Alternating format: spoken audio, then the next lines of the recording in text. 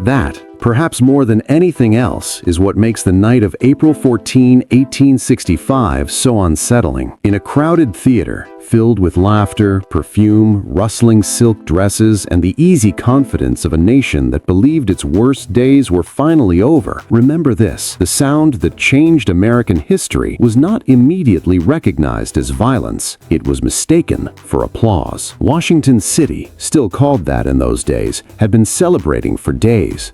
The Civil War, the bloodiest conflict the young republic had ever endured, was effectively over.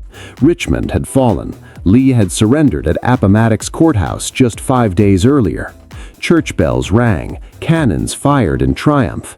Men who had buried brothers and sons dared cautiously to imagine peace. Abraham Lincoln, the gaunt, soft-spoken president who had carried the weight of the war on his narrow shoulders, had never looked more relieved. That morning, Lincoln awoke in the White House with a lightness that startled even him. He spoke of reconciliation, not revenge. He spoke of mercy. He spoke of rebuilding the Union with malice toward none, with charity for all. The words were not rhetoric to him, they were conviction. By the afternoon, he had decided, against the advice of nearly everyone around him, to attend a play. Ford's Theater. It was a comedy, Our American Cousin, a British farce filled with exaggerated accents and easy jokes. Lincoln liked comedy. He needed it. 4 years of war had carved lines into his face that never fully left. Laughter, even borrowed laughter, was a form of survival. His wife, Mary Todd Lincoln, was in a better mood than she had been in months. The war had broken her nerves, taken one son already, and threatened to take another. Tonight felt safe. Tonight felt normal. Normal was the most dangerous illusion in America that evening, because while the city celebrated, another man was walking its streets with a very different purpose. John Wilkes Booth was not a soldier, though he would later be remembered as one. He was not poor, desperate, or uneducated. He was a famous actor, a member of America's most celebrated theatrical family. He was handsome, charismatic, and adored by audiences from Boston to Richmond, and he was furious. To Booth, Abraham Lincoln was not the savior of the Union. He was a tyrant, a destroyer of the Constitution, a man who had humiliated the South and threatened the racial hierarchy Booth believed was divinely ordained. Booth did not wake up on April 14 planning to assassinate the president. He had been planning it for months. At first, the plan was kidnapping. Booth imagined seizing Lincoln and smuggling him south, using the president as leverage to force the Union to negotiate peace on Confederate terms. He recruited men, he rented safe houses, he studied Lincoln's habits with an obsessive precision that would later shock investigators. But history has a way of collapsing elaborate schemes into brutal simplicity. The Confederacy fell faster than Booth expected. The kidnapping plan became useless overnight. What remained was rage and opportunity. Booth learned that Lincoln would attend Ford's Theater that evening.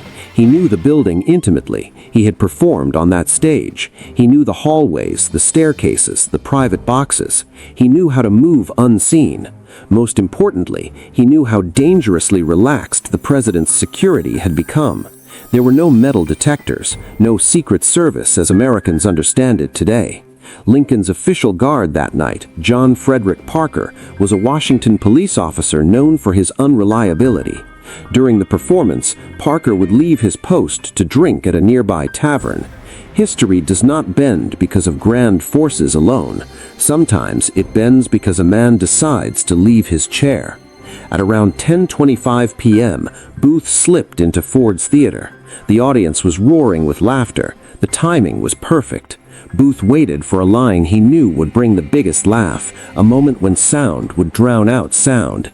He raised a small single-shot Derringer pistol. The shot echoed sharply, but laughter swallowed it whole. Lincoln slumped forward. For a fraction of a second, Booth stood frozen, staring at the man whose death he believed would redeem the South. Then chaos erupted. Major Henry Rathbone, seated in the presidential box, lunged at Booth. Booth slashed Rathbone's arm with a knife, leapt over the balcony railing, and landed awkwardly on the stage below. fracturing his leg. Even then, Booth did not flee in silence. He turned to the stunned audience and shouted words that would be debated by historians for generations. Sic semper tyrannis, thus always to tyrants. It was the motto of Virginia. It was also a declaration. Booth escaped into the night on horseback, convinced he had struck a blow that would ignite a new rebellion. He was wrong. Back inside the theater, the realization spread like wildfire. The president had been shot. Doctors rushed to Lincoln's side. They carried him across the street to the Peterson House, a modest boarding house where he was laid diagonally across a bed too small for his long frame. Surgeons probed the wound.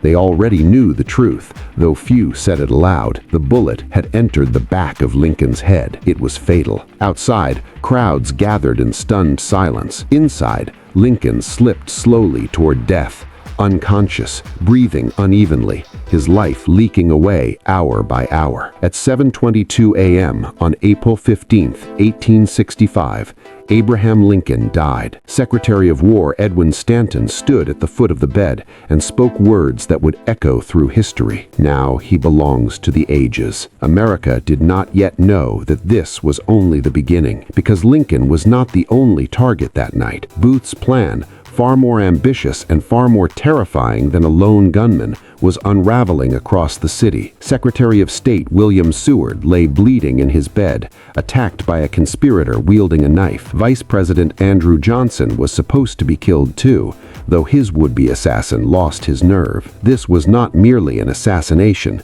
it was an attempted decapitation of the United States government, and behind John Wilkes Booth stood a shadowy network of accomplices, sympathizers, and silent enablers, some known, many still debated, that would force America to confront a question it has never fully answered. Was Abraham Lincoln killed by one man's hatred, or by a conspiracy far larger than history dares to admit? The manhunt that followed would become the largest in American history up to that time. The trials would bend the Constitution.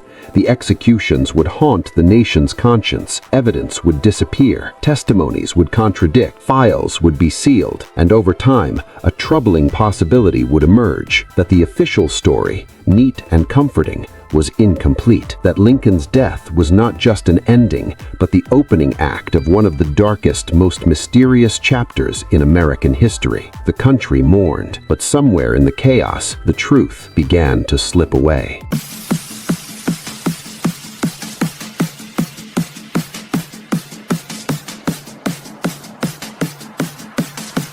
5, 4, 3, 2, 1.